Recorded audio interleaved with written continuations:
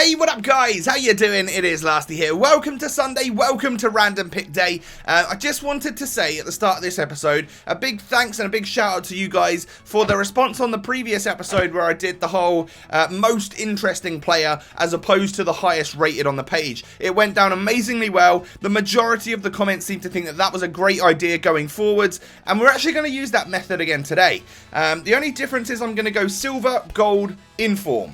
As my random picks today, and actually our first player, which is silver, is an inform, and his name is Bruno Cesar. I thought he would be an interesting one to add to the squad, and then we get quite a lot of players that I probably would have used before. I nearly went for Yaya Toure last week. I really wanted to use him, so he goes into the squad today. I don't think like James or Modric would have been more interesting to use. I like Yaya on this game, and it's time to see what he's really got to offer. And then on page number 14 for our special item, I thought, well, I wanted Ben Yedder because I love Ben Yedder, but I actually thought maybe Carlos Bacca, a Colombian striker in the Serie A, in form, might be quite an interesting one to try and use. I know that he's not blessed with great skill moves or weak foot, so it would put the pressure on me a little bit to, I don't know, go out of my comfort zone, do something a little bit different. Now, this is what I'm going to go with this week. It's a 4-4-1-1, another formation I don't really use.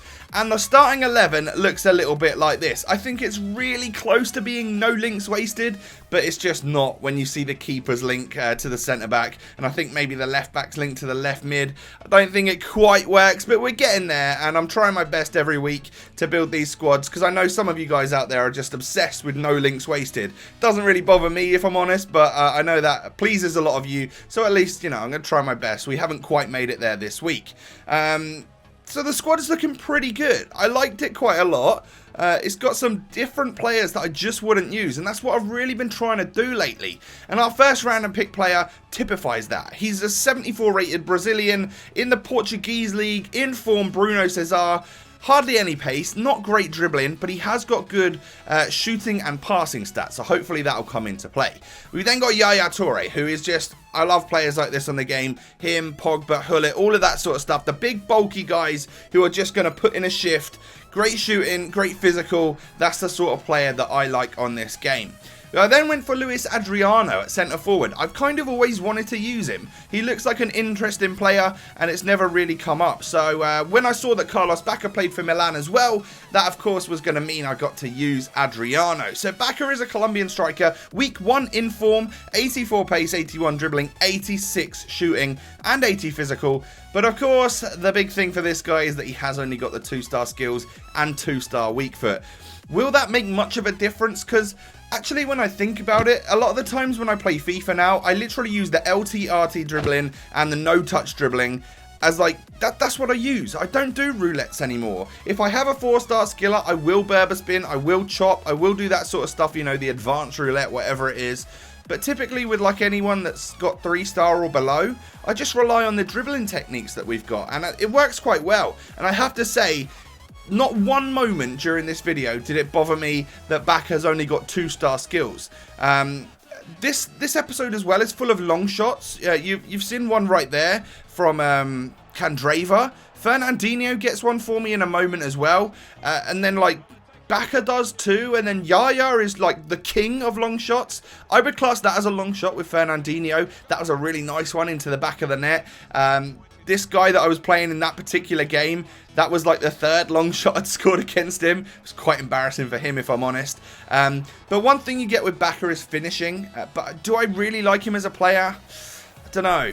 I feel like the weak foot kind of puts me off, but then sometimes he comes through. I think this is a good example. How is that 2-star weak foot? Sometimes he just belts it wide, but sometimes he finds the top of the net. A lovely goal. And then I think this is Bacca's version of a long shot. He takes a pretty poor touch, but then on sort of the half volley, just belts it past the keeper. Absolutely godly. Really nice finish from a player that I'm sort of hemming and hawing about, if I'm honest. Then we get on to the main man, Yaya Toure. Scores a goal from a free kick off the bar. Love it. Then he scores this.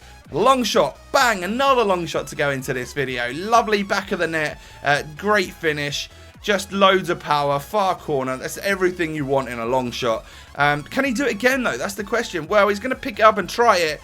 And of course, yes, he can. He's Yaya Toure. I found that Yaya's long shots have been some of the most prolific that I've found on FIFA 16. Can he do it again? Yes, of course he can. Look at that for a goal. It's ridiculous. And he just kept doing it for me. That was the last one that we scored with him. But out of like the few games that I played, pretty much every single game, he came away with a long shot goal or a free kick or something like that. So I was really surprised this week that we got some long shot kings in the squad. And they did really well. Talking about ratings and stuff, I like my keeper. He's not the best, but he did a good job. Right back, left back, absolutely superb. Centre backs, well, Mangala's a beast. He's really overpowered. But Perrin, he's sort of a bit small, a bit sort of meh. But overall, not too shabby. Then, you know, right mid, Candreva does a good job. Very skillful, very tricky player. And then Fernandinho was great holding midfielder as well. Bruno Cesar is going to get a pretty average rating from me, I'm not going to lie. 3-star value for money, 6.5 out of 10. He just doesn't get involved that much. The pace is a massive issue for him. I tried to get him involved. He did get a couple of assists, but he was a little bit rubbish again. Well, get this, guys. 5-star value for money. 10 out of 10, Yaya Toure. You can't take anything away from this guy. Tall, strong, he gets about, like he's got the legs to move, long shots, defending, he's got everything. I love him. And then for Baka, we're going to go 3.5-star value for money, 7.5 out of 10. That right there is very run-of-the-mill. He will score you goals, but they're not going to be too pretty, and you will struggle with that weak foot just a little bit. So overall, this team, again, like, for trying to change things up a bit and do things a wee bit different, you could say, like different formation, players that I wouldn't have normally used. I'm really liking it. I'm liking FIFA at the moment. It's giving me a little bit of, I don't know, I just enjoy playing it, which is great. I urge you guys to do this sort of thing, you know, change your teams up a little bit, go with something a little bit different and new. If you're still here, smash that thumbs up on the video, I'd really appreciate it. And of course, subscribe if you're new to my channel. Have a great Sunday, and I will catch you next time, guys. Peace.